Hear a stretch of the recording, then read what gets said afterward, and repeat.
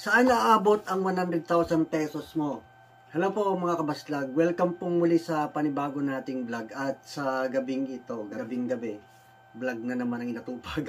At sa gabing ito, pag-uusapan natin, kapag meron kang 100,000, hanggang saan ang aabutin yan kapag ka magninegosyo ka ng rental business, mga tables and chairs, tent, at iba-iba pang mga rentable na unit. So, di-discuss natin kung gaano karaming chairs at table ang mabibili mo kapag ka meron kang 100,000 pesos para makapagsimula ka sa rental business. Pero bago lahat, baka po pwede naman paki-like naman, share, and comment. At sa mga hindi pa nakakapag-subscribe, baka pwedeng paki-click na rin subscribe at click na rin ang notification bell para updated kayo sa mga gagawin pa nating mga videos. Kapag ka meron kang 100,000 pesos, pag negosyo kasi talaga totoo, medyo maliit talaga yung ganong halaga. Pero kung masinop ka naman at masipag ka naman, pwede na rin yan.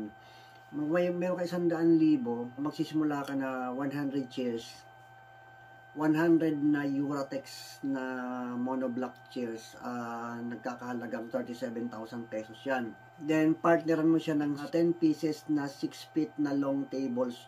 Huwag ka munang bumili ng lifetime. Ang bilhin mo muna yung isang brand, yung Forever, kasi mura lang yun. Halos kalahati lang ang presyo nun, pero matibay na rin yun. Ang halaga nun ay 19,000 pesos sa 10 na foldable table na 6 feet. Magpagawa ka ng 10 na round table na wood. Huwag ka munang bumili ng plastic na foldable, huwag ka muna kasi nasa 5,000 ang presyo nun. So, pero kung magpapagawa ka ng round table na wood, nasa 2,000 lang yan. Meron ka ng round table. So, ibig sabihin, pwede nang magkaroon ka ng 10 round table na wood na ang halaga ay 20,000 pesos. Then, bukod pa doon, kailangan mo rin ng cover. So, 100 pieces yung monoblock chairs mo, dapat meron kang 100 na chair cover. Ang halaga niyan, 9,000 to 10,000 yan.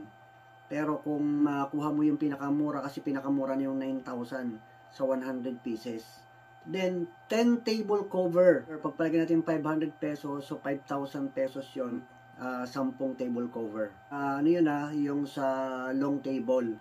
Then, yung 10 round table cover, 5,000 pesos din yun. Yung dalawang table cover, round and long table cover, is 10,000 pesos na agad yun. So, total, 95,000 pesos. Ano naman ang gagawin mo sa 5,000 na natitira?